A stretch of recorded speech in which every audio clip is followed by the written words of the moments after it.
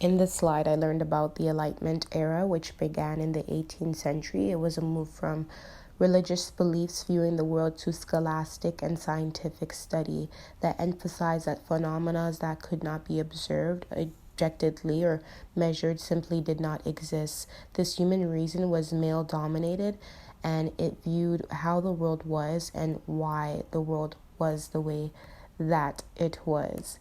This included things such as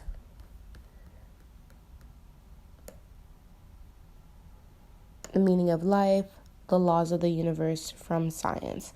Then I learned about epistemologies, which focus on how we come to know what we know. There's critical realism that focuses on how knowledge relies on context. There's constructivism that says our knowledge is socially constructed, and positivism that focuses on how only things that are measured can be counted.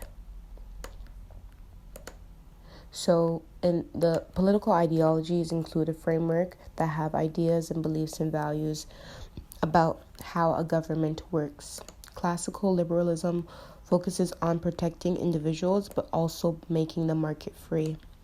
Reform, keyword reform liberalism, focuses on emphasizing the protection of individuals to remove economic obstacles from them and helping everyone to reach their self-actualization. Conservatism views humans as inherently irrational and focuses on values order, stability, and power through social sanctions, but also believes in having a free market. Neoliberalism describes that there should be a free market and that's prioritized, and an individual's character or outcome and their way of life will be dependent on how they exercise their resources that are put in play. Sociopolitical economic theories focus on how economic and politics interface. So Karl Marx and Friedrich Engels focused on the capitalist society and the inequality through industrial relation, and they focused on the division of power. Communism focuses on having collective ownership and people being able to take what they need from society and having no private ownership. Socialism focuses on how we are all social in nature, and it moves towards having an egalitarian society that is cooperative and community oriented. Fascism focuses on the opposition of human freedom and having power through one leader, extreme power, to put forth ideas and positions. Anarchism focuses on the opposition of government and voluntary cooperation. Fundamentalism is rooted in religious beliefs that move back towards a purer society. However, religion without vulnerability is extremism.